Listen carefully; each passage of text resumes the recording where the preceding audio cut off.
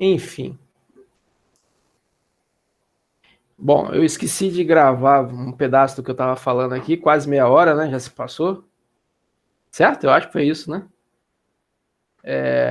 A gente basicamente falou sobre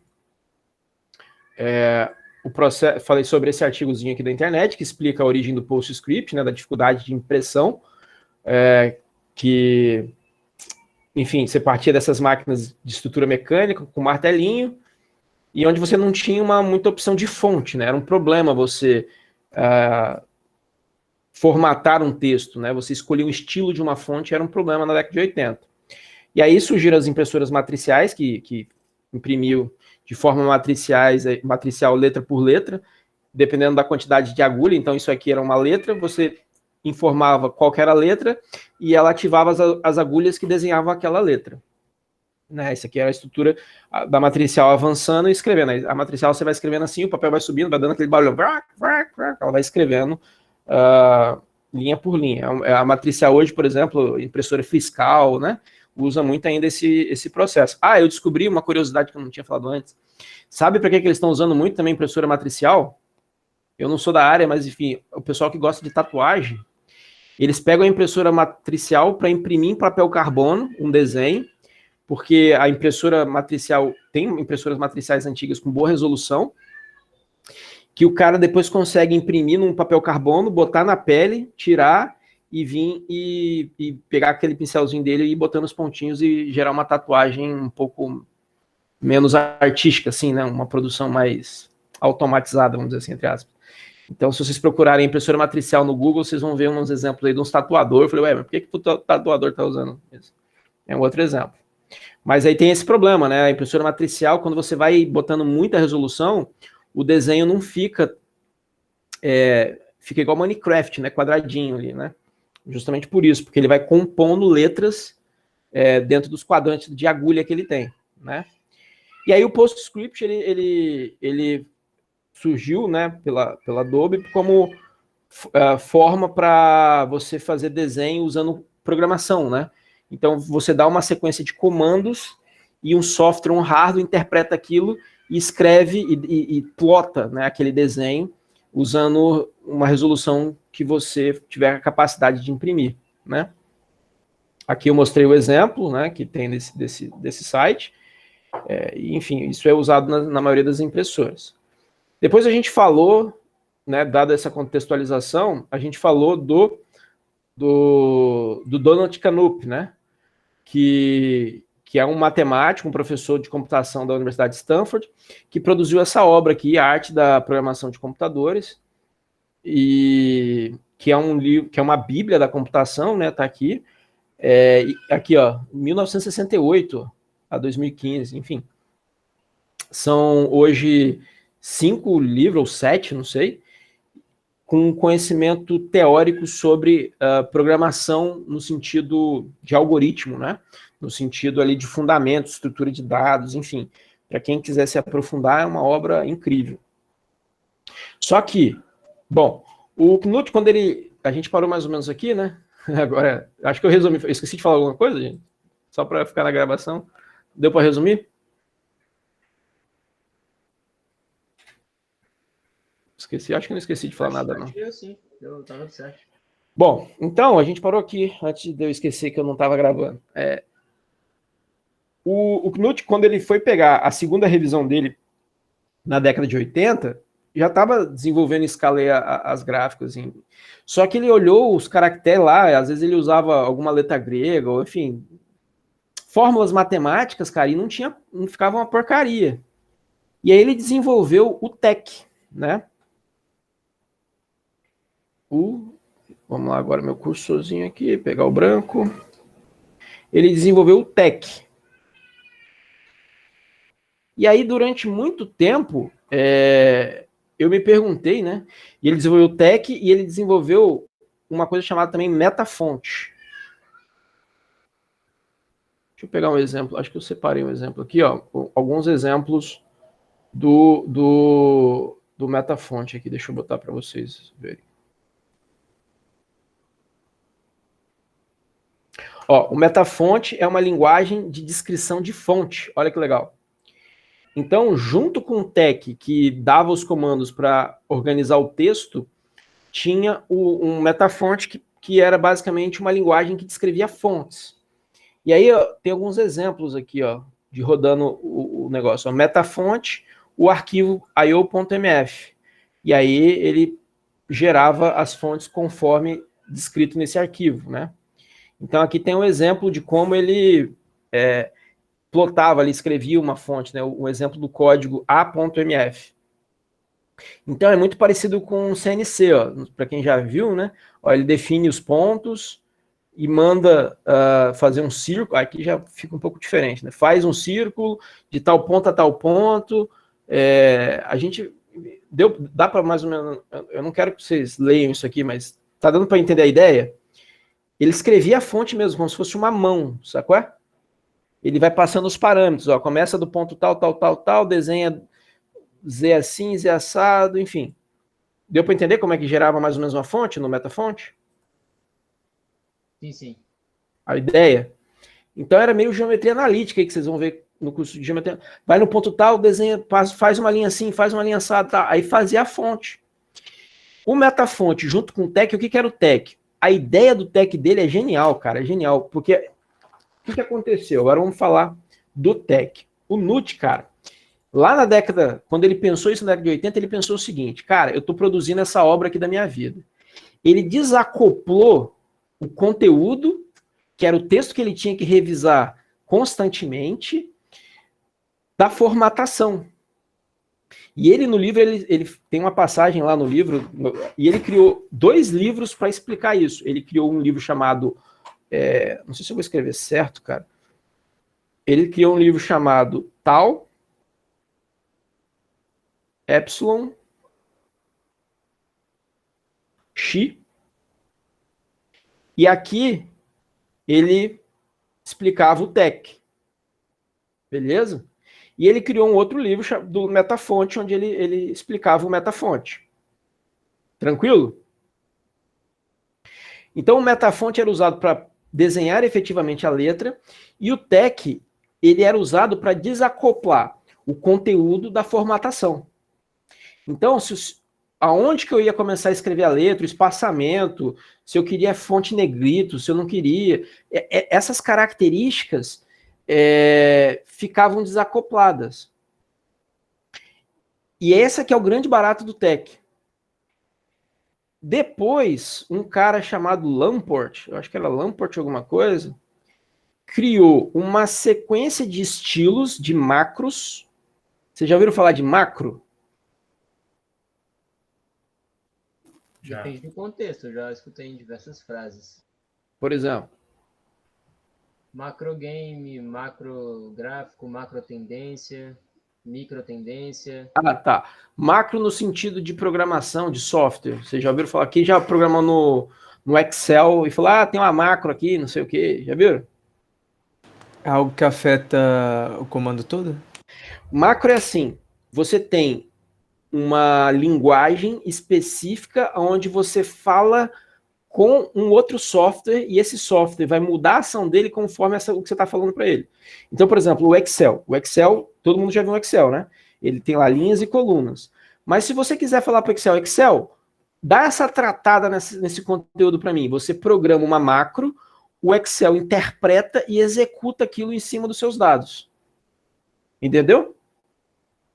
Quando vocês forem programar em C, vocês vão ver que o compilador interpreta macros também, que é uma coisa que vem antes da linguagem. É você falando para o compilador, ó, se essa variável aqui não estiver definida, define para mim. Se essa estrutura aqui não estiver lá, põe lá para mim. E aí depois vem o teu código, entendeu? Então, macro é uma forma de você criar scripts, vamos dizer assim, que falam para um software o que ele tem que fazer. E aí você ganha automatização, concorda? Porque aí você não vai ter que ficar... algumas coisas o próprio software vai automatizar para você. O Lamport criou essa estrutura de macro para o LaTeX, onde você tinha uma série de funções pré-estabelecidas, e aí dizem que porque significa lazy LaTeX, né? Aí criou o LaTeX, que é basicamente o TEC organizado em estilos, em funções pré-formatadas, que você passava a ter que usar menos comandos TECs para fazer mais coisas. E hoje a gente trabalha com isso, LaTeX. Então, o que é o LaTeX? É um conjunto de comandos onde que delimita o que começa e o que termina e separa o que é estilo do que é conteúdo. Deu para entender? Hoje o que a gente usa existem outras versões de TEC, né? Mas o mais popular é o LaTeX. Fechou? Fechou. Na prática isso vai ficar melhor, mas assim, eu não estou preocupado em ensinar TEC para vocês. Como eu falei, a gente vai aprender TEC não para fazer estilo, a gente vai aprender TEC para produzir conteúdo. Mas deu para entender a sacada? Sim.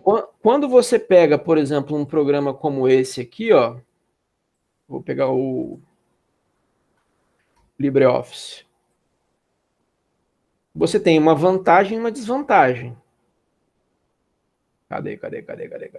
Tá abrindo. Todo mundo já viu um editor de texto, né? Não é novidade para ninguém. O editor de texto, ele é dito um software como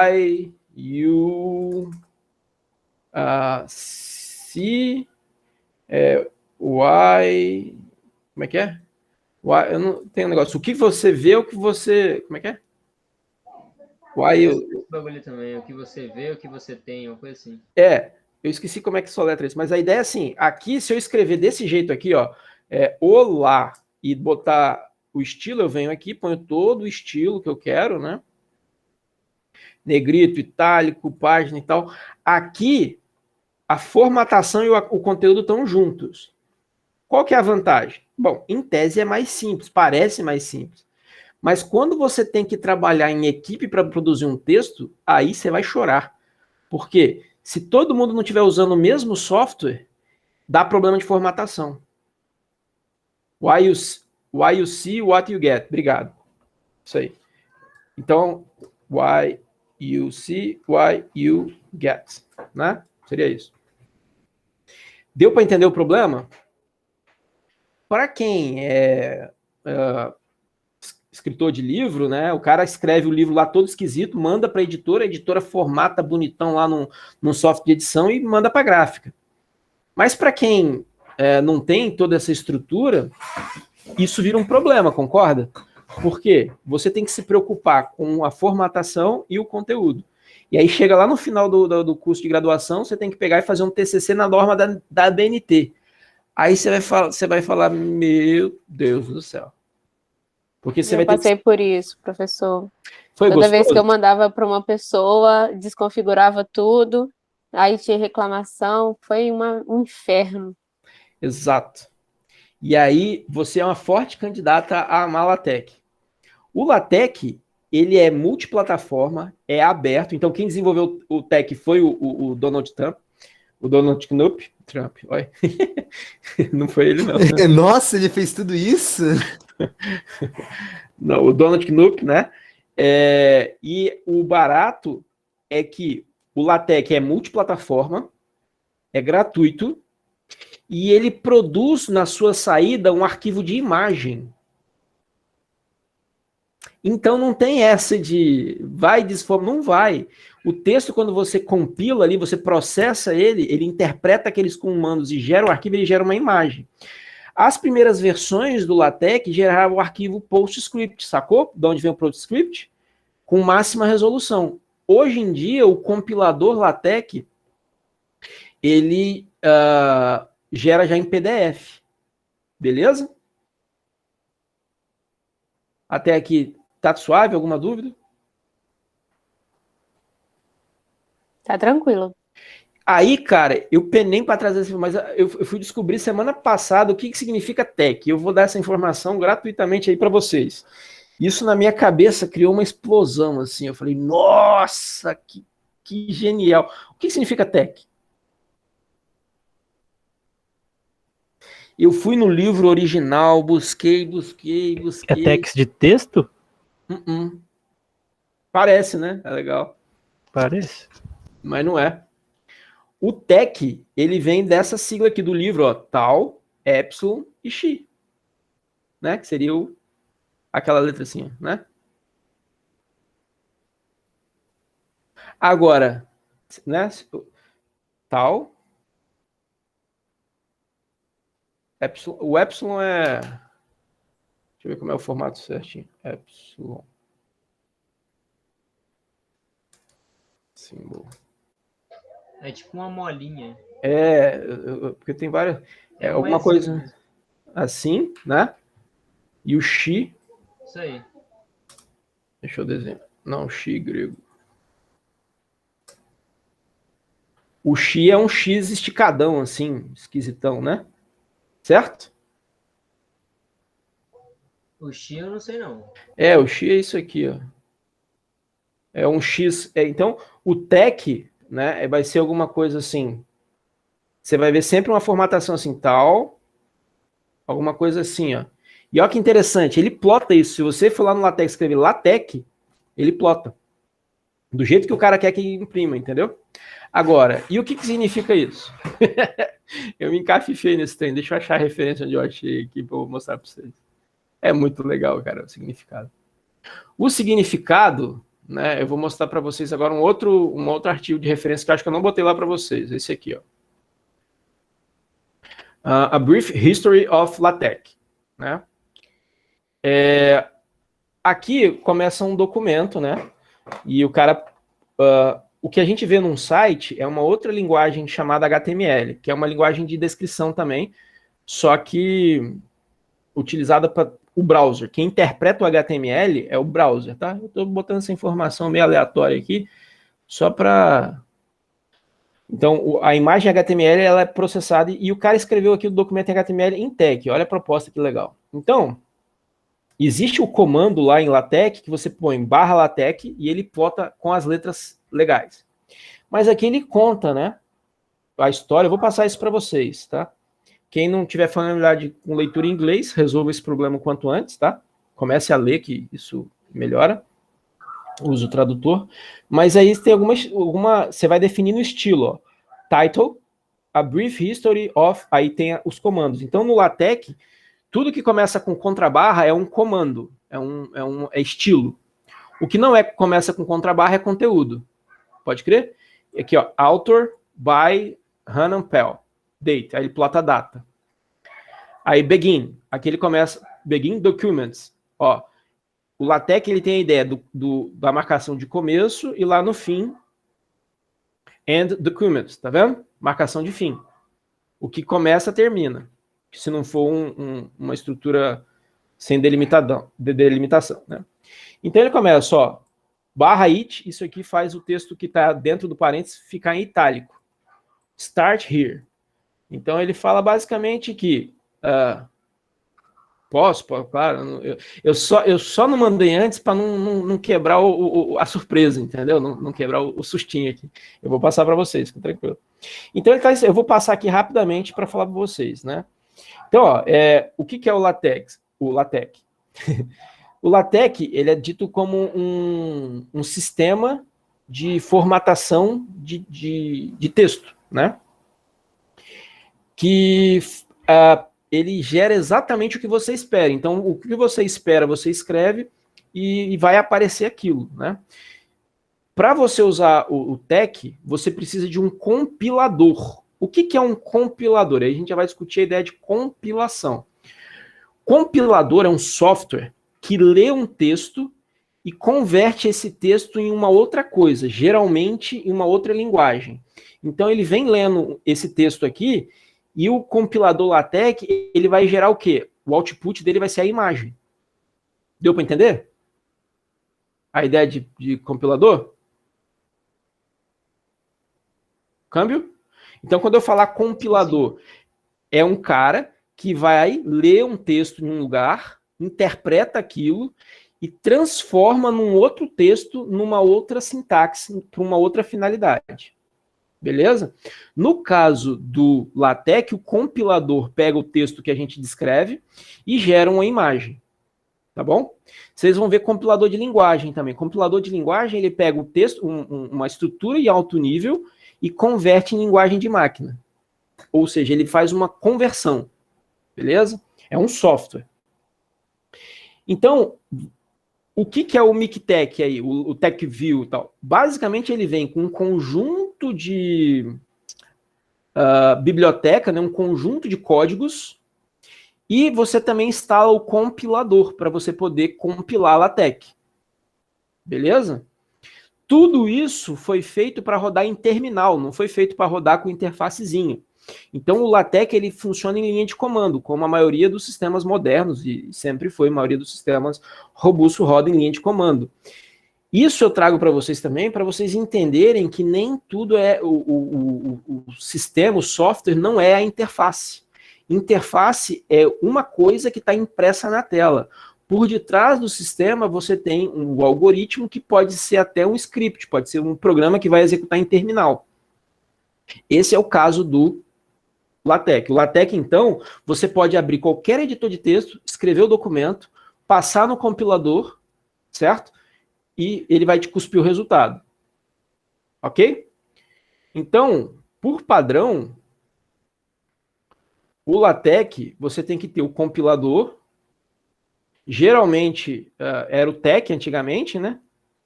Depois passou a ser o LaTeX. Hoje em dia tem um compilador chamado PDF LaTeX. Adivinha o que o PDF LaTeX gera?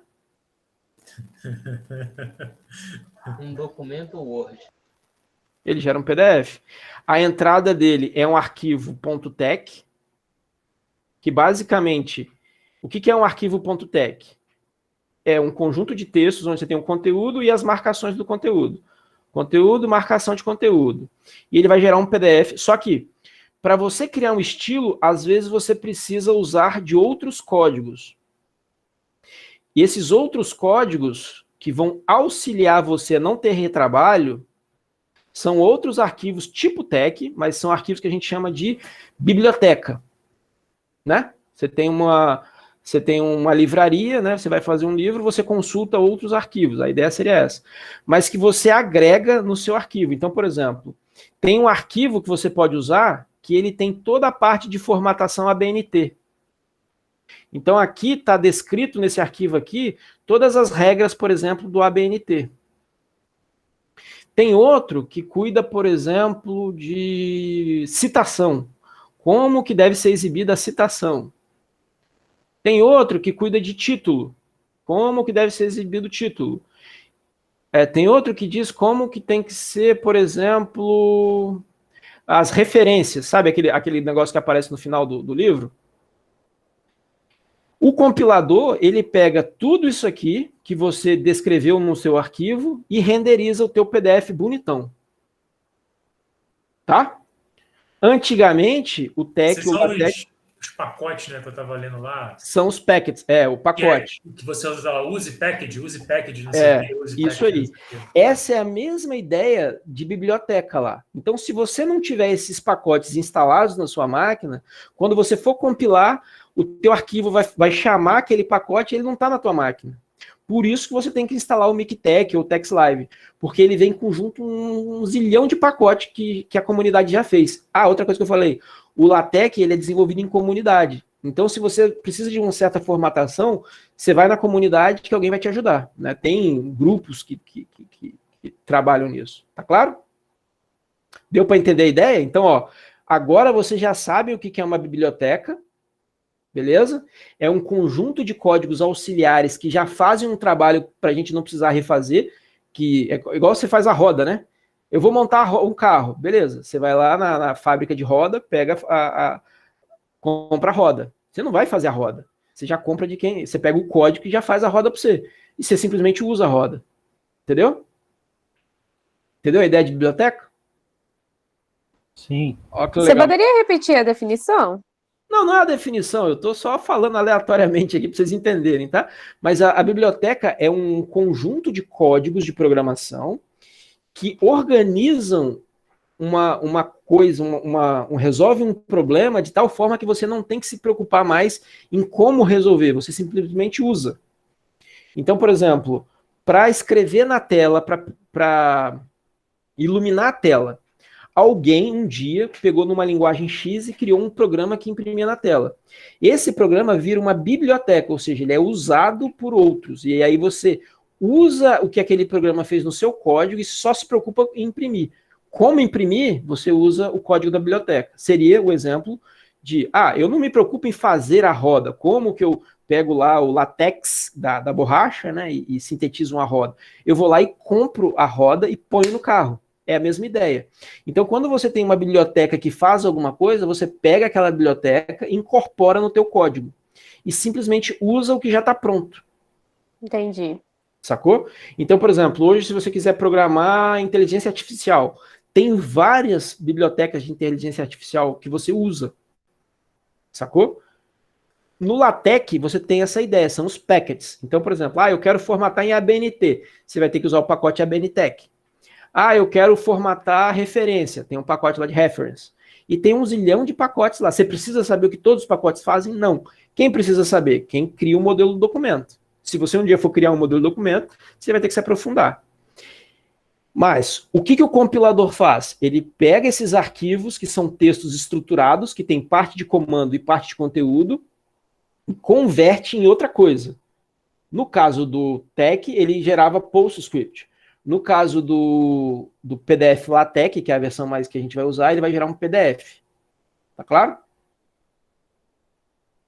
Sim. Show. Então vamos continuar. Cadê o texto que eu estava aqui?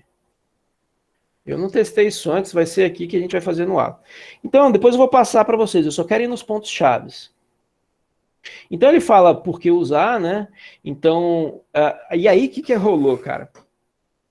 O Donald Knuth, né, ele, logo em seguida que ele desenvolveu o TeX, ele foi convidado para a Sociedade de Matemática, se não me engano, e lá ele apresentou a solução, e isso e passou a ser muito adotado pelo pessoal da matemática, porque foi uma forma que o pessoal da matemática usou para escrever equação. Então, se você pegar um matemático, com certeza ele vai conhecer TeX, por quê? Para você criar aquelas formas de equação no Word, você já tentou fazer uma equação no Word? Alguém já tentou montar uma equação aqui? Eu já. E aí, foi tranquilo? Uma merda. Foi. Quem falou que foi? Mas é porque o que eu tava usando, ele tem um negócio que tá tipo escrito inserir equação. Aí na hora que você clica, Mas isso, ele tem um bagulho tranquilinho pra botar. Então, você está usando de alguma coisa auxiliar, assim, né? Você tem que instalar e tal. Mas Mais não ou menos, ele veio junto no negócio. Tipo, Oi. Vem junto, só que é muito ruim, porque tipo, você vai fazer Eu conheço. equação. Aí, tipo, se alguém abrir numa Achei versão muito diferente, ferra toda a tua equação, sai os negócios do lugar. É um inferno. Fidelis deu umas explicações pra gente de usar o AVA de modo que pudesse colocar a equação matemática. Aí ele falou um pouquinho sobre o LaTeX. Ah, é? Então, show. Ixi, eu perdi a telinha aqui do... Calma aí. Eu vou falar para ele que ele... Bom, o LaTeX, isso é nativo dele. Então, você vai ver que, assim, se a gente tiver que botar alguma equação, é só você botar a equação entre dólar, né? Entre dois símbolos de dólar, né? E você vai escrevendo, ele vai formatando, ele põe lá caixa alta, exponencial, índice, fica perfeito. Enfim. Então, assim, a comunidade científica usa muito. Não sei se você... Aqui, o what you see is what you get. Tá aqui.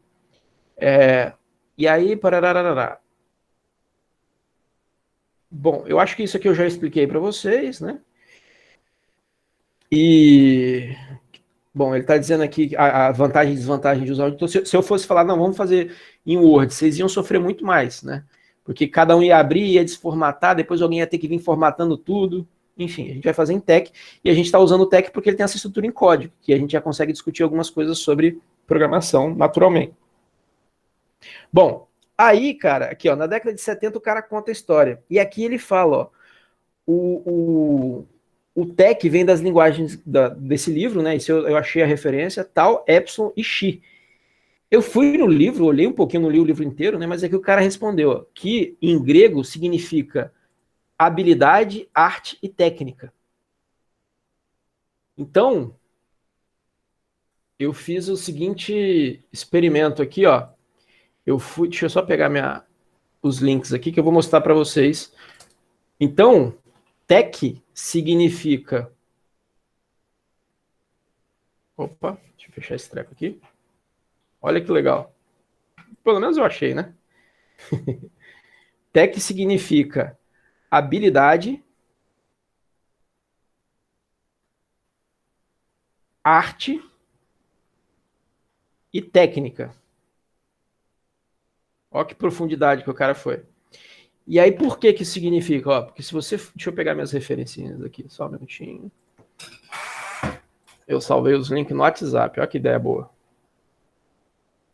Agora precisa abrir os bagulho e tudo aqui. Espera aí. Se o celular não tiver sincronizado, o WhatsApp não abre assim. Deixa eu pegar aqui.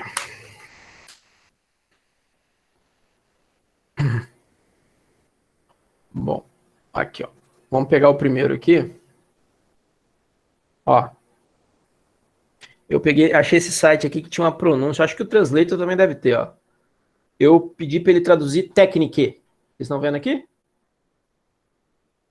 Olha como é que escreve técnica em grego. Eu vou mandar o link para vocês. Se eu clicar aqui, sai o áudio para vocês. Vocês estão me ouvindo? Tô te ouvindo, mas tô ouvindo a pronúncia não. Ó, esse sai. Saiu? Ah, agora saiu. Saiu bem baixinho, mas saiu. Deixa eu ver se eu consigo aumentar aqui a saída.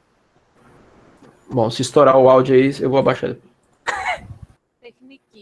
Melhorou? Apareceu. Hã? Eu vou mandar aqui no chat para vocês, ó.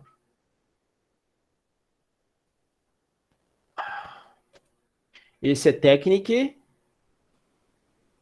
Agora eu vou pegar, vamos ver o outro aqui.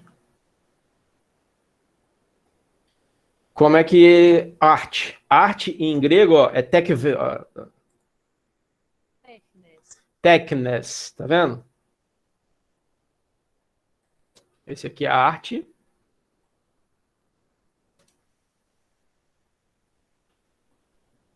E esse aqui é skills, habilidades, né? Dexiotites. Entenderam por que fala tech e não tex?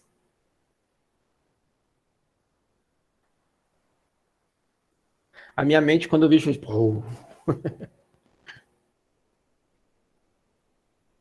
Tranquilo?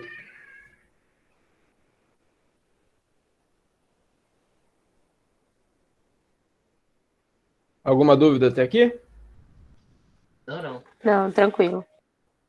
Então, se alguém falar tex, aí vocês corrigem. Agora você sabe por que corrigir. Depois eu vou passar o site também do... Por fim, vamos continuar naquele... Aqui. Então, o que acontece? Se eu pegar... o tech ainda tem uma vantagem, né? Eu vou mostrar aqui para vocês. Vamos ver se vai dar certo. Depois a gente usa o tempinho final para tirar as dúvidas de instalação e talvez separar os grupos. Mas eu vou pegar esse texto aqui, ó, copiei, e eu vou abrir o Visual Code aqui, VS Code.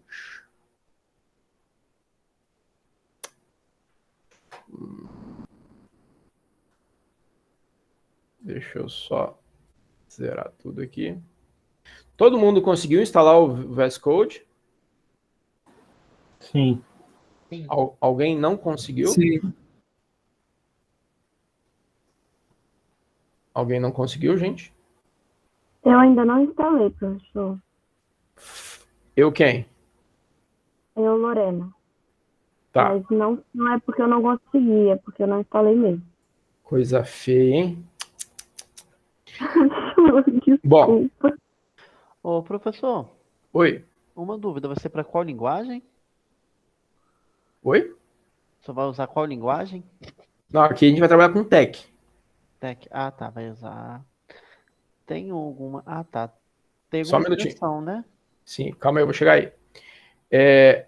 O software que todo mundo tem duas opções, tá? Por que eu quero usar o VS Code? Porque ele já integra tudo que eu preciso para a disciplina, tá? Quando eu quero, às vezes, trabalhar aqui na minha máquina, eu uso o Tech Studio, que é bem parecido, ó, se a gente for olhar. Eu tenho aqui, por exemplo, o lugar onde que eu ponho os arquivos, né? Deixa eu abrir aqui um TCC, aqui, ó, minha dissertação aqui. Vou abrir minha dissertação de mestrado. Eu acho que é esse arquivo aqui, vamos ver. Vou abrir, eu vou compilar. Eu clico aqui, roda alguma coisa. Esse aqui é o terminal, tá vendo? E aqui aparece a minha dissertação pronta. E aí o TechStudio ele tem algumas vantagens, tipo assim, eu quero ir nesse código aqui. Ele me mostra aonde que ele tá lá no... lembrei aqui. Antes de objetivos gerais, ele abre para mim lá no conteúdo onde que tá o objetivo geral. Calma que eu vou... Só que, para a gente integrar o TechStudio com o Git, eu achei muito difícil, tá? Porque na nossa proposta de trabalho, eu quero acompanhar a produção de vocês de forma versionada. Eu ainda vou falar sobre Git na próxima aula. Mas é por isso que eu não estou usando. Outra opção é você usar o Overleaf. No futuro você quiser trabalhar. O Overleaf é uma solução que você pega e, por exemplo, você programa aqui usando o browser. Então, no Overleaf, aqui eu tenho o meu conteúdo e ele compila aqui do lado o texto. Tá vendo? Eu também não consegui integrar o Overleaf com o Git para a gente poder trabalhar. Agora, você pode trabalhar com isso usando o Git no terminal por fora, é problema seu. Eu só vou ensinar usando uma IDE para simplificar a vida e usar tudo junto, entendeu? Mas o Git você pode usar ele no terminal que vai funcionar também. Como você poderia também compilar no terminal e usar o editor de texto que você quiser. Não faz diferença. A edição do texto você está propondo sim no VS Code. No VS Code, Como é que funciona? Antes de eu falar do VS Code, eu esqueci de falar de uma coisa, um exemplo bem legal aqui que eu queria mostrar para vocês. Eu salvei aqui. Vocês já ouviram falar do site Archive? Eu não sei como pronuncia. Archive. Eu acho que é Archive que pronuncia. Esse site aqui. Já viram? Alguém? Não Nunca ouvi falar. Cara, isso aqui é muito, muito, muito legal. O que acontece? Toda vez, o contexto corporativo ele é um pouco diferente do contexto acadêmico, científico. Quando a gente está produzindo ciência, você tem uma pergunta, como isso acontece? Você levanta hipóteses, você experimenta essas hipóteses, você testa, pega os resultados e, numa última etapa, você publica, ou seja, você apresenta para os seus pares para sofrer crítica. Então, trabalhar na academia é danado, que é porrada o tempo todo, é crítica, mas é dentro dessa porrada que a ciência se desenvolve. Você dá a cara a tapa, alguém vem e fala que você está errado, e você mostra que você está certo, e assim vai, né? Por isso que a ciência dizem que não tem lado, né? Você simplesmente tem argumentos bons ou ruins. Só que a ciência, esse conteúdo que publicação, antigamente era muito complexo, né? Você tinha que mandar para uma editora, que novamente iria imprimir as revistas e mandar para os assinantes.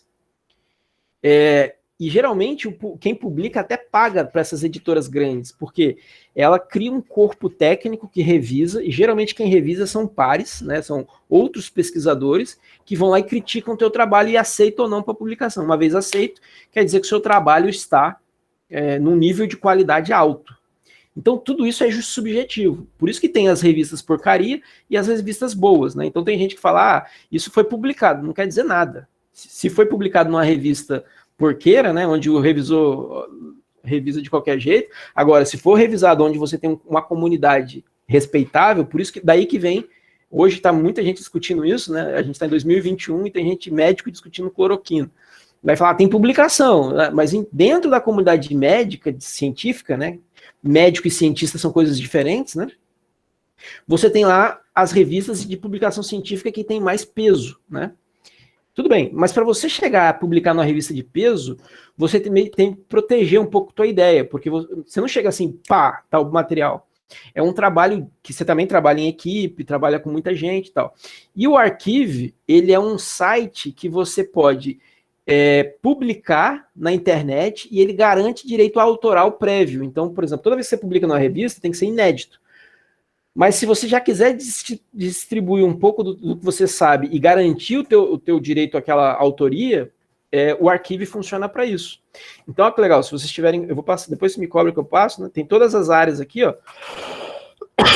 Se você pegar aqui em sistema de controle, ó, ele vai mostrar um conjunto de publicações, e aí você pega o ultra do ultra novo, que pode ser bom ou pode ser ruim. Você não tem a chancela de uma revista aqui, entendeu? Todo mundo pode publicar aqui. Então, assim, aqui não te garante que o conteúdo é top. Você não tem essa garantia. Quem traz essa referência é a revista que publica. Mas uma vez que você publicou aqui, você já pode tornar público, ou seja, compartilhar aquele conhecimento e já começar a receber porrada para você melhorar a tua pesquisa. Deu para entender a proposta? Ficou claro? Mas por que eu estou mostrando isso? Porque se você abrir os PDFs aqui, ó, todos são acessíveis, porque a ideia é justamente dar publicidade. E olha o que acontece quando a gente abre o PDF. Cadê o PDF? Cadê o PDF? Ó, vou abrir um PDF aqui. Vou abrir outro PDF aqui. Peguei 3 artigos aleatórios. Repara que o estilão dele é igual, ó, os 3 artigos, ó. Ó, a estileira dele aqui, ó, tá vendo? Por quê? Porque o Archive, ele já dá o modelo, você pega o template e só põe o conteúdo. Aí o que é título vai ficar em título, o que é autor vai ficar na posição de autor, o que é abstract vai ficar na posição de abstrato, a introdução, as figuras, tá vendo? Ó? Se eu começar a ampliar aqui, a figura vem, ó, tá vendo? Porque tudo virou imagem. E é assim que produz ciência, sacou? Antes de um conhecimento ir para um livro, ele vai para um artigo, e aí ele é chancelado, enfim, maturado e tal. Beleza? Ó, tá vendo? Ó, como a resolução é legal. Ó, eu quero ver o detalhe desse gráfico aqui. Ó. Aí você vai lá e vê o detalhe do gráfico. Tá vendo?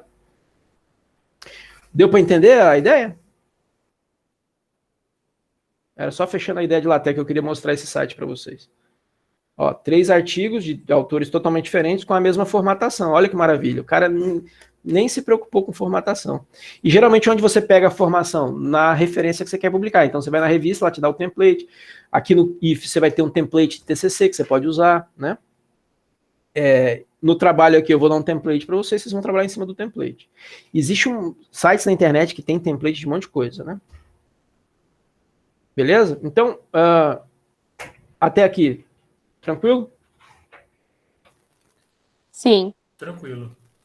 Mas lá o VS Code, por exemplo, ele está lá bem básico, né? Porque ele não tem barra nenhuma de então, edição, deixa eu te explicar basicamente os elementos. Então, assim, por que eu estou usando...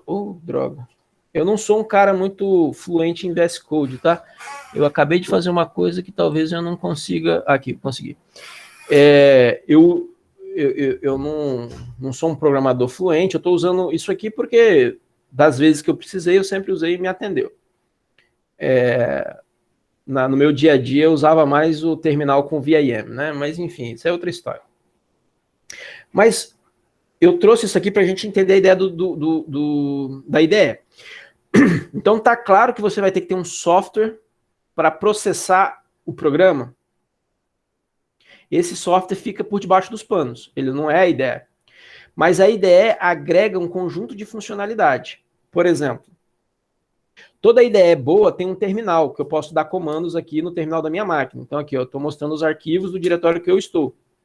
No caso aqui era o TCC de um aluno. Ó. Eu vou criar uma pasta diferente aqui. Peraí.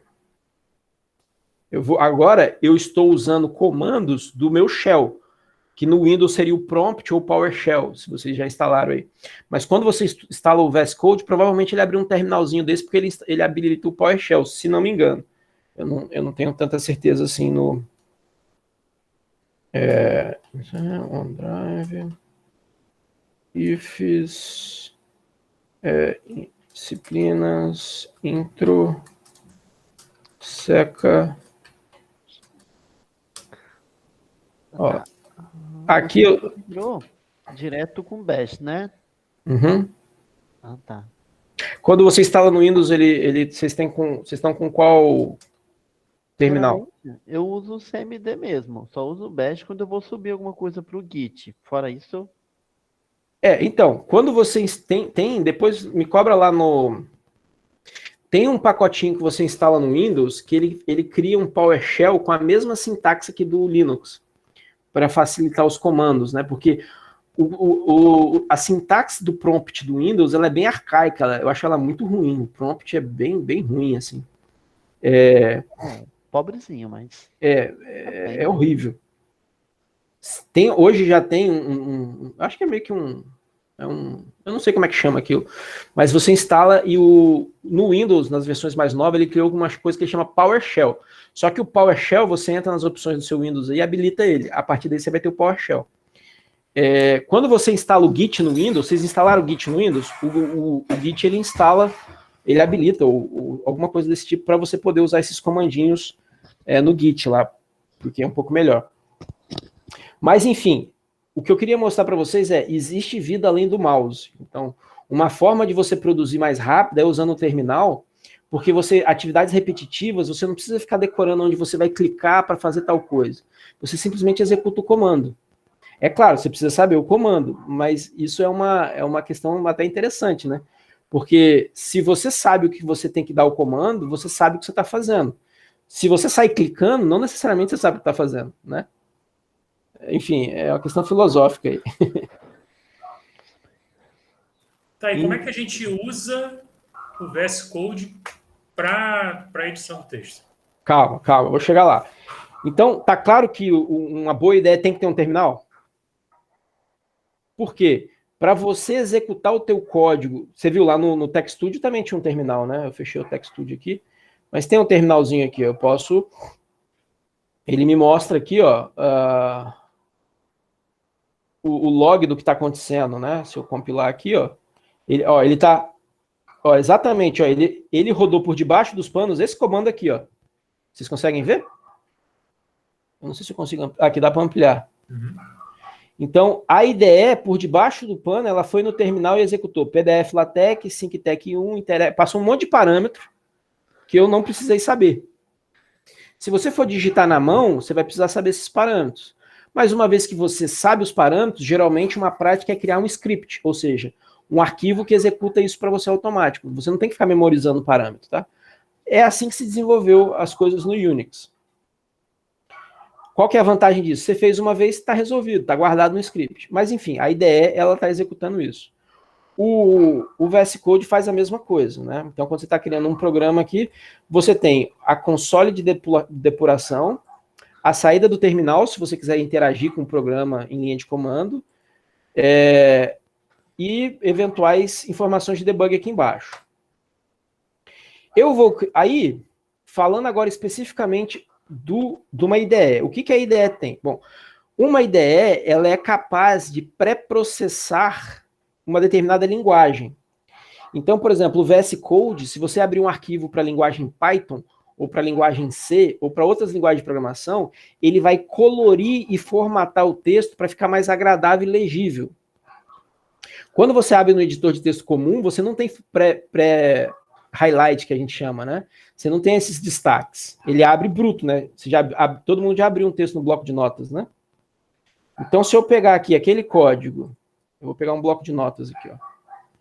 Bloco... editor de texto. Aqui, ó, esse aqui é meu editor de texto. Se eu colar ele aqui, ó, ele aparece totalmente sem formatação, tá vendo? Do jeito que eu peguei lá no site. Bom, aqui no VS Code, você tem um monte de atalho de comandinho em teclado, que com o tempo a gente vai ficando melhor.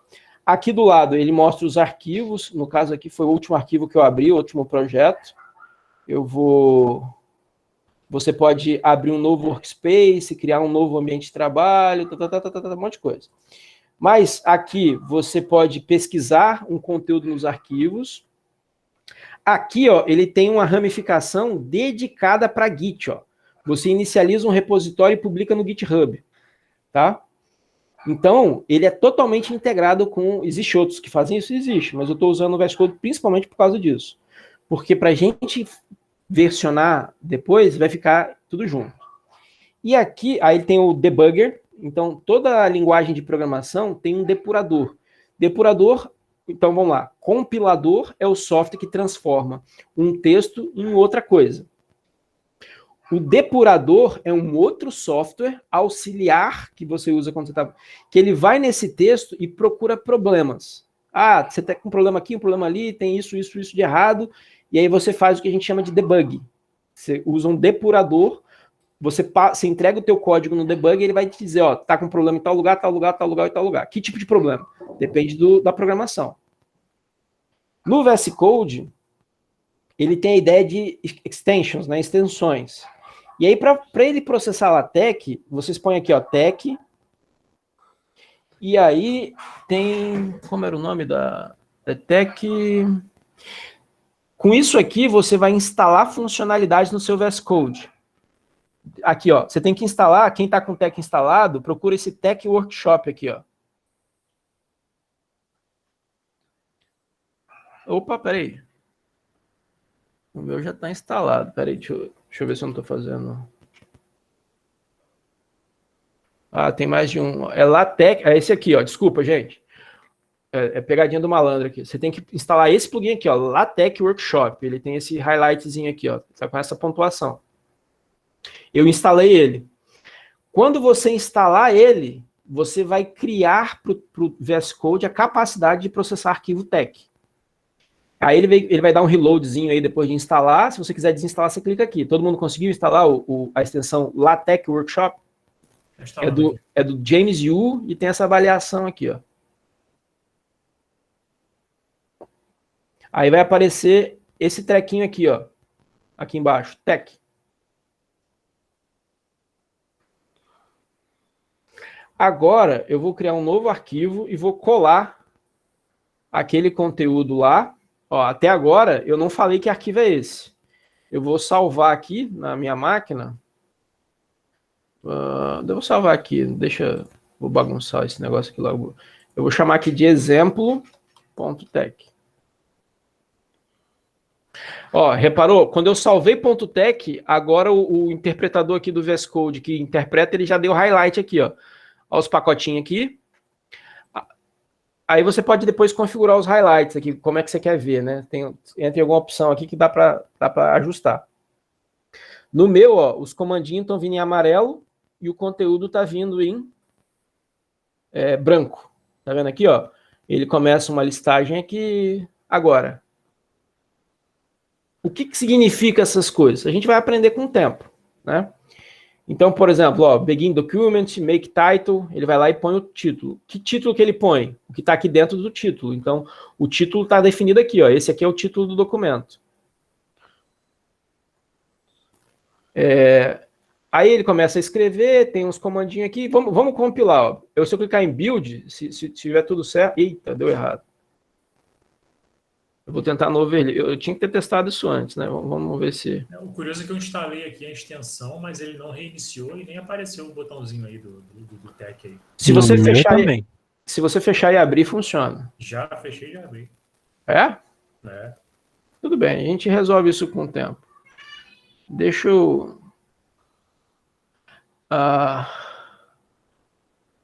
por alguma razão... Aí, olha o que acontece. Isso é normal em toda a programação, ou seja, acontecerem erros, né? Então ele está me mostrando, ó, que esse arquivo que eu coloquei aqui tem 24 erros, ó. Então ele está falando que nessa linha aqui, ó, eu clico e ele vai lá para a linha. Cadê? Linha 61. Aqui na linha 61 ele achou um problema. Talvez isso veio deixa eu tentar fazer isso primeiro, então. Vou pegar daqui e vou colocar lá.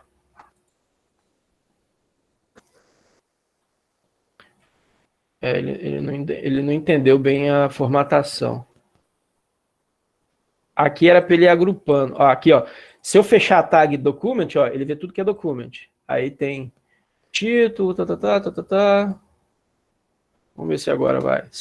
Quando você habilita esse cara, quando você salva, ele já compila por debaixo dos panos, né? Então, por exemplo, aqui no terminal ele não botou nada e na depuração aqui o plugin não botou nada. Se a gente começar a usar o VS Code, está sendo experimental isso aqui, então eu queria que vocês entendessem. E começar a dar muito problema, a gente usa o Git por fora. A gente usa o TechStudio e tal, e usa o Git no terminal dando os comandos. Mas enfim, é porque eu não conheço a fundo esse...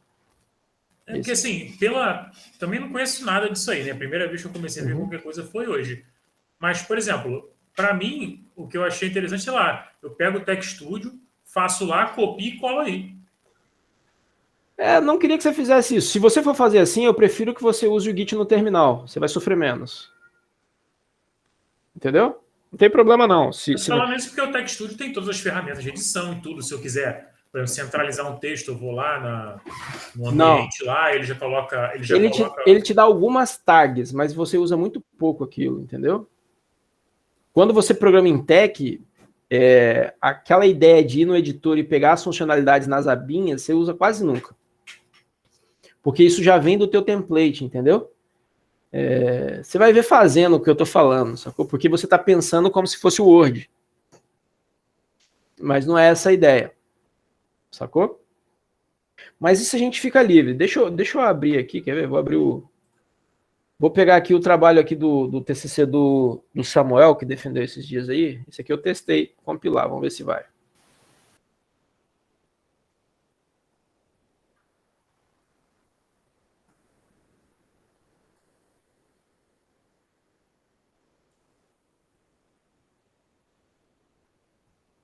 Aqui, e deu ruim. Aqui, ó. O TCC do Samuel, que defendeu agora, ele plotou, tá vendo? Igualzinho o TechStudio. Deu só 2 probleminhas aqui, às vezes os probleminhas você pode ignorar. Essa é a primeira versão que todo mundo começa com latex. Mas eu vou fazer no Word, porque lá eu clico. Tudo bem, mas depois, se você precisar de colaborar, você tá lascado, tá? Mas a minha estratégia aqui é da gente usar para produzir o conteúdo e versionar o código e trabalhar coletivamente. Então, dentro do time que a gente for time Scrum aqui, cada um pode escrever uma parte do conteúdo e depois a gente vai juntar. Isso vai entrar quando a gente falar de Git.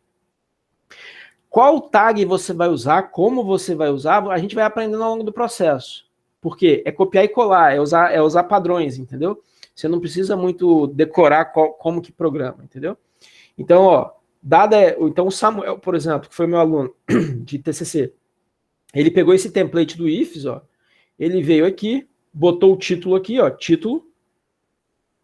Isso é legal, no LaTeX você pode trocar a tag. Então tem uma tag title, alguém foi e replotou ela para título, né, usando um pacote. Aqui tem umas pré-formatações que você pode ajustar se você quiser. Ó, o autor, o ano, localidade, o orientador. Aí, depois ele começou aqui. Vou explicar dentro desse exemplo, mas eu queria fazer no outro lá, né? Aí ele colocou aqui, ó, o trabalho dele aqui, ó. Capa de dissertação, folha de rosto, ficha técnica, folha de aprovação. São todas essas páginas aqui, ó. Tá vendo? Aí aqui começa a dissertação, ó, o trabalho dele, ó. Capítulo 1, introdução. Aí o capítulo 1 dele tá aqui, ó. Aí ele começa a falar sobre, enfim, a introdução do trabalho. Aí ele vai escrevendo, e aqui, por exemplo, ó, vou lá na introdução dele, ó. Tudo isso aqui foi feito automaticamente, ó, índice, tudo isso aqui, ó, com clique, introdução, ó, no processo de aprendizado da disciplina técnica, tá vendo? Ah, nota de rodapé, tem um comando footnote aqui, ó. No meio do texto eu quero botar uma nota de rodapé, aí você vai lá e põe o footnote. Cadê? Aqui, ó. Objetivos específicos. Aí ele criou aqui uma subseção, tá vendo? Section, subsection. É intuitivo. Dá para perceber? Aqui dentro dessa seção, ó, ele colocou os itens, tá vendo esses pontinhos aqui? É um itemize, ó. É begin, itemize, end, itemize. Aí dependendo da formatação que você colocar aqui, vira número, vira símbolozinho, vira o que você quiser, né? Deu para entender a pegada?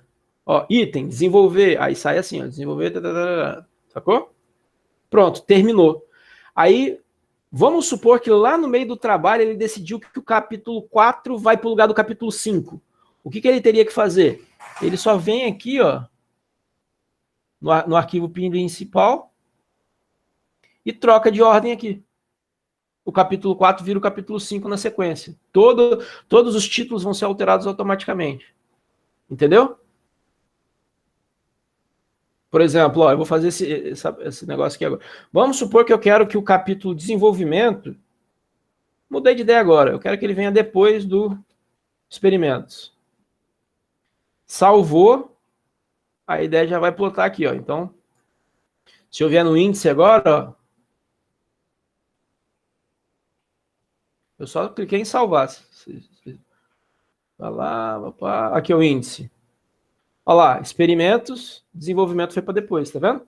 O experimentos virou capítulo 3 e o outro virou capítulo 4 e tudo aqui, ó, ligado direitinho, ó, tá vendo? Mas, por exemplo, uma coisa que tem no TechStudio, que é clicar aqui e ver no texto, não tem aqui, tá? Vamos deixar essa questão em aberto, vou mostrar para vocês, a gente usa como referência. Outra coisa chatíssima de fazer, cara, é isso aqui, ó, referências, né? Então ele vai colocando no texto, ó, e vai botando ref, quer ver? Ó, deixa eu pegar deixa eu desfazer aqui. Vamos pegar aqui, ó, revisão teórica. Ó, dentro da revisão teórica, ó, ele foi e citou um autor aqui, ó, ref. Barra ref. Aqui, ó. Não, é cite, desculpa. Aqui, ó, citou um autor. Cite pirâmide. Aí tem um arquivo que tem uma referência, que é esse arquivo bib, para essa marcação aqui, ó, pirâmide, altos, não sei o quê. Aí você vem aqui dentro do arquivo bib e procura aqui, ó, pirâmide. Ó, essa marcação aqui, ele vai e escreve o texto que ele quer. E aí a formatação, conforme a ABNT pede, já aparece aqui, ó, a pirâmide, quer ver? Pirâmide. Aqui, ó, tá aqui a referência dentro do padrão. Você não tem que pensar como é que escreve referência lá no Word, você teria que formatar direitinho como o padrão pede. Isso é um saco. Então, o arquivo bib, por exemplo, você pega lá de onde você pegou, preenche esses campos e você vai trabalhando com copy-paste. Ah, eu quero fazer outra bibliografia. Copia, cola, troca a tag, essa tag aqui tem que ser única e vai embora. Entendeu como se trabalha em Assembly? Ó, em LaTeX, você vai copiando e colando. Ah, como é que põe a figura? Você pega de um exemplo, põe e vai ajustando. Deu para entender? Gostaram ou acharam horrível? Professor, geralmente a gente só aprende essas coisas quando tá praticando. Não, eu estou muito longe de estar ensinando LaTeX aqui, tá? Eu só estou demonstrando rapidamente algumas vantagens, né? E a correção ortográfica, professor, tem também ou você que se vire? Geralmente é você que se vire. No TechStudio, você consegue instalar corretor, que daí vai ser tipo um plugin, entendeu? Que ele vai processando. Só que nem no LibreOffice você tem um corretor ortográfico semântico tão bom quanto o do Word. O do Word realmente é bom, né? Mas eu acho que não paga o preço, porque sabe o que eu faço? Eu faço isso aqui quando eu quero... Eu vou pegando os parágrafos. Por exemplo, esse texto aqui eu estou escrevendo, né? Aí eu sei o que é código e o que não é. Eu estou falando, eu faço, tá? Para mitigar isso aí, à medida que eu vou escrevendo. Corretor. À medida que você vai produzindo, eu gosto muito desse corretor aqui, ó. Eu sempre usei ele... Deixa eu ver se eu vou abrir ele certo. É esse aqui, ó. Do Flip PTBR, já viu? Eu pego o texto, ponho em português e eu jogo aqui e ele faz uma correção melhor que a do Word. Porque ele verifica na norma, na última... E aí eu pego e volto o texto para lá, tá vendo? Então, aprendizagem, ele vai destacando aqui. O que eu sei que é tag, eu ignoro, entendeu? Pô, bacana. Percebeu? Legal. Nunca tinha visto esse site, não. Eu confio mais nesse site que no Word, entendeu? Porque ele aplica as regras novas ali, entendeu? E aí você volta com o texto para lá, Ctrl V, acabou. Salvou, você já sabe que o texto está todo certinho. Eu faço isso. Por isso que corretor ortográfico não esquenta muito, não. Ó, os objetivos geral, tá vendo? Ó, os objetivos geral. Passou, eu não via. Aí ele substitui aqui para você. Eu faço assim. Bacana, bem mais confiável, parece. Porque esse aqui é um site de um dicionário e tal. Eu acho que ele é vinculado ao Priberan, eu acho. Não tenho certeza. Vou mandar aqui para vocês. Eu uso ele. Beleza? Beleza. Eu consegui fazer aparecer esse tagzinho aí do lado, professor. O que você fez? É porque quando você abre um arquivo novo, não sei se o teu... Abre um arquivo novo aí. Abre um novo aí. Abri. Tem que, tá vendo aí? Quando você seleciona o idioma, que você vai... Aí você seleciona LaTeX. A primeira vez, aí, né? Na lista, aí ele depois aparece ali do lado. Pode crer. Valeu. Então, a proposta é a gente tentar usar essa IDE. Toda IDE é assim, gente. Se quem gosta do Sublime, vai ficar tudo bem. É igual tipo, sei lá, sabe quando você costuma usar algum determinado ambiente? Eu não estou preocupado em catequizar vocês no VS Code. Talvez ele nem seja o melhor. Mas a proposta é trabalhar no VS Code para a gente trabalhar como se a gente estivesse programando. E, de fato, a gente está fazendo um pouco isso. Mas a gente não está programando lógica de programação, algoritmo. A gente está trabalhando produção automatizada de texto. Aí você falou que a gente vai trabalhar em cima de um template, né? Sim. E onde é que a gente vai conseguir? Eu vou passar para vocês. Você vai passar o template para a gente. Isso. E a gente vai, por exemplo, vai colar aqui no... Vocês vão abrir o projeto, vão criar o projeto. Vai ter que, antes de começar a versionar, que é a próxima aula, eu vou falar sobre versionamento. E aí a gente vai começar a produzir. Como eu quero que vocês produzam? E aí vou aproveitar esse restinho da aula para isso. Nós vamos dividir aqui, a gente está com 31, está quase todo mundo aqui. Vamos sortear os grupos.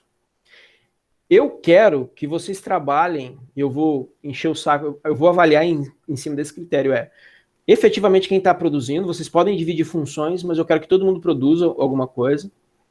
E lá quando eu for falar de Git, isso vai ficar mais claro. Tá? Alguém aqui já usa Git? Conhece Git? Tudo bem. Alguém? Comecei a ver hoje lá naquele vídeo. Tranquilo. Cara, Git é a parada para a gente trabalhar colaborativamente, assim como o Slack. O Slack também é uma ferramenta legal. Então, os grupos criem aqui, a gente vai trabalhar no modelo do Scrum. O que eu quero guardar do Scrum? Bom, eu vou ser uma espécie de... todo mundo viu o videozinho do Scrum? Scrum é só uma forma de metodologia ágil, né? Eu vou meio que participar de todos os grupos, eu vou acompanhar. Então, toda vez que vocês baterem num problema, vocês me acionem lá, que eu respondo para vocês. Para não virar o caos, eu acho que fica melhor cada um criar um canal privado para o seu time aqui. Beleza? Eu estou mostrando aqui. Cada um cria aqui um canal privado para o seu time. Dá um nome para o time aí, time... Sei lá. E seria interessante que cada grupo tivesse aí uma espécie de um líder lá, né? Seria seria um Scrum Master local do time. Aquele cara que vai organizar... E basicamente, como é que... Vocês viram o videozinho do Scrum? Sim. O Scrum, a ideia é assim, cara. Você não fica fazendo muito planejamento. Você levanta as tarefas que você tem que fazer, junto com o Scrum Master, junto com o projetista, junto com o cliente. Você define um conjunto de tarefas que vai ser o backlog. Ou seja, no começo, você vai ter um conjunto de... Aí o pessoal usa muito aqueles ticketzinhos, né, aqueles papeizinhos. Você escreve o que tem que ser feito. Cada um do time pega um papelzinho, um conjunto de papelzinho desse e leva para trabalhar durante o sprint. Durante o sprint, vocês vão definir, o sprint vai ser semanal, vai ser quinzenal. A gente vai ter que ver. Talvez a gente vai com esse trabalho mais tempo, porque a gente vai criar uma apostila do curso, né? Então vai envolver botar figura, botar várias coisas. Em paralelo, a gente vai fazer outro trabalho. A gente vai trabalhar em 2 projetos, o que é absolutamente comum no mundo da programação, de trabalho de programação. Você trabalhar em 2 projetos simultaneamente. Dentro desse cenário, né, vamos dizer assim, eu vou ser o facilitador, como se fosse o cliente, você vai ter o Scrum Master do time, mas eu vou ser um cliente que vou estar junto com vocês. No Scrum, isso é muito importante, que o cliente esteja junto e ele entenda, mas nem sempre isso é possível. Feito o backlog, vocês vão escolher um conjunto de atividades que dá para fazer dentro daquele sprint e vão sentar a pua para fechar aquelas atividades, de tal forma que no próximo sprint aquelas atividades estejam concluídas. Se acontecer algum... mas isso aqui gera tal problema, isso aqui gera tal mudança, você guarda essa atividade e rediscute na próxima reunião de sprint. Na próxima reunião de sprint, isso pode explodir em outras atividades. E assim você vai incrementando, o trabalho ele é replanejado semanalmente. Deu para entender a ideia? Deu sim, professor. Sim. Em cima disso, a gente vai acompanhar o trabalho. Então, se o grupo não se organizar, não sai nada. Se o grupo se organizar, o trabalho sai rápido. Entendeu? Quanto que eu vou pegar de tarefa por semana? Cara, o grupo se autogerencia. A questão é que vocês têm que se planejar dentro do prazo que a gente vai colocar, pelo menos das entregas macros. Assim. Então, das aulas que já passaram, eu vou botar uma data para a gente entregar aquele conteúdo. Deu para entender? Como vai ser um método prático de programação e versionamento, eu vou deixar para a próxima aula. E na próxima aula também a gente sorteia os grupos, tá? Porque hoje não vai dar tempo. E aí? Deu para dar uma animada? Não, deu. Porra, esse Deu. LaTeX, cara, depois que tu pega isso, é muito melhor que usar o Word, pelo amor de Deus. Se você tiver um modelo, você não fica dependente da plataforma, né? O que eu queria mostrar para vocês é o Overleaf, né? Esqueci de mostrar o Overleaf. Eu mostrei o Overleaf? Mostrou, você abriu aí. Vamos ver se eu consigo copiar aquele texto no Overleaf aqui, calma aí. Ó, New Project, Blank Project, ASD, Create. Ó, hoje em dia muita gente trabalha aqui no Overleaf, né? Que aí você joga no browser. Eu vou pegar aquele documento do maluco. Opa, calma aí. QD agora. How to say... Eu salvei isso em algum lugar. Só um instantinho. Aqui. Copiar. Se não compilar aqui no Overleaf tem todas as bibliotecas por debaixo dos panos. Eu acho que é a maioria, né? Cadê o Overleaf?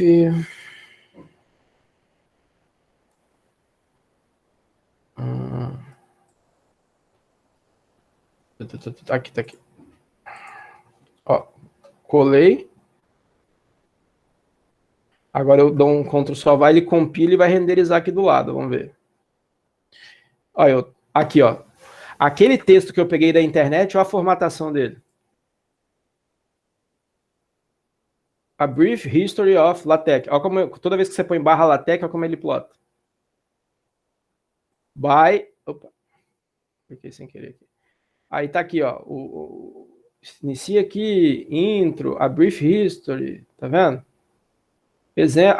Legal aqui, ó. Olha as fórmulas, né? Aqui no Overleaf, se você der 2 cliques aqui, você vem para cá. Agora, se vocês produzirem tudo no Overleaf, não vai ter versionamento. E aí vocês vão perder tempo. Ponto, porque eu quero versionamento. Por isso não dá. Se alguém conseguir integrar o Overleaf com o Git, maravilha.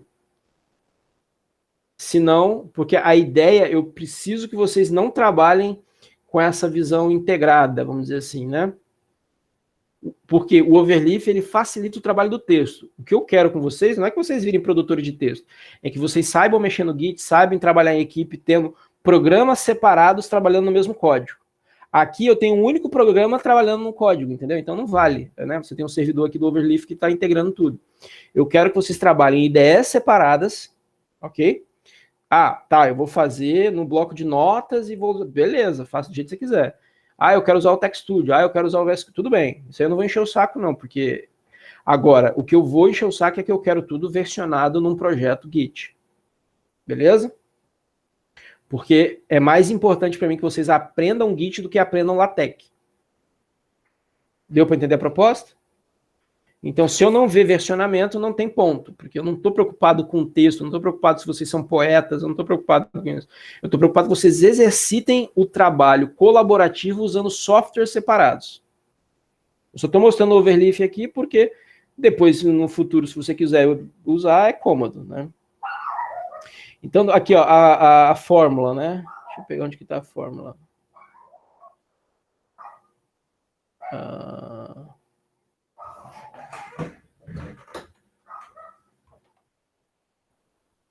Aqui, ó. Aqui ele está usando tudo num texto, ó. /hat é comando H. Onde que está esse /hat H? Aqui, ó. Pauling em cima do Pauling. Aqui, ó.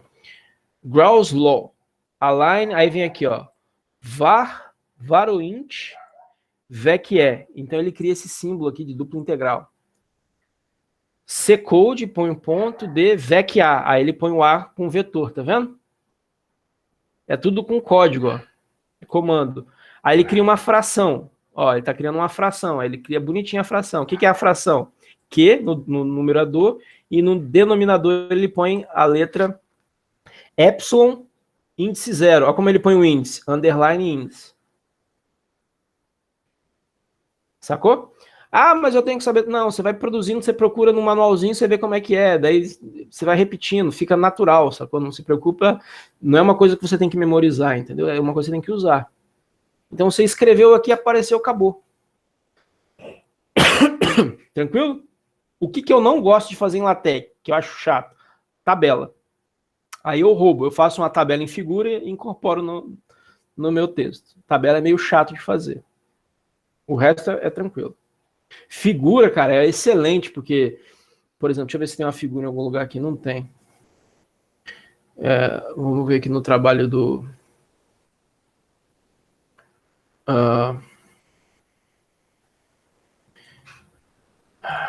Aqui, ó, no trabalho tem o desenvolvimento aqui, ó.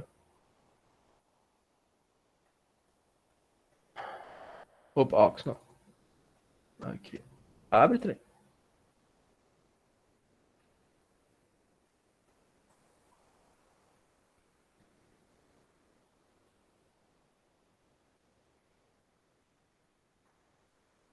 Ele abriu o outro aqui, o desenvolvimento tech aqui, ó. Deixa eu pegar. Aqui, exemplo da figura. Como é que põe a figura? Você põe esse bloco todo. Ah, mas eu escrevo... Não, você pega o bloco do modelo. Então ele começa a figura. Esse H tem uma funcionalidade, tá aqui, que agora eu esqueci, mas é só consultar lá o manual. O fim da figura, o rótulo dela. Então, quando você está fazendo a figura, conforme a figura tal, você põe /ref, esse nome aqui. Aí o próprio texto vai linkar para o índice da figura, sem você precisar ficar marcando número na figura, né? Lá no Word você tem que botar a figura, botar a tabela, indexar e tal. Aqui não, você, na figura botou esse nome aqui, e qual que é a vantagem? No TextStudio aqui, no VS Code também, ele vai autocompletar. Toda vez que você botar /ref, ele já vai perguntar e vai autocompletar isso aqui para você. Aí tem aqui a figura, o caption que aparece nela, né? Que é basicamente o rótulo dela, né? Fonte autor, e aqui a referência para a figura, que é um arquivo que está dentro da pastinha figures aqui, ó. Que é esse arquivo aqui, ó, PNG. PNG é um formato interessante porque é vetorial também. E aí, basicamente, você define a proporção da figura. Você dá um parâmetro, ele, pum, renderiza na proporção certinho. Então, se eu quiser diminuir a figura, eu venho trocando esse valor aqui para um valor menor. Põe 0, eu ponho 0.9, 0.8, ele vem descendo proporcionalmente, entendeu? É assim. Então, você vai tendo que aprender o que é comando, o que é conteúdo, que seria o equivalente a instrução e dado, né? Então, o que eu tenho de comando aqui? Eu tenho esses comandos do LaTeX, e isso aqui é dado, né? É o título, é um conteúdo útil. Isso aí o compilador vai processar e vai gerar o PDF. Beleza? Então, o que eu espero que vocês além de trabalhar isso, a gente já vai trabalhando alguns conceitos, compilador, biblioteca, comando, beleza? E aí, em paralelo, depois que a gente disparar isso, a gente vai começar a falar sobre algoritmo em si. Aí a gente vai começar a falar sobre estruturas de algoritmos, que não é isso aqui. Isso aqui é linguagem de descrição de texto, de marcação de texto. Mas tem algumas coisas similares. Fechou? Vai passar mais alguma coisa? Tá baixo, eu não tô escutando quem tá falando.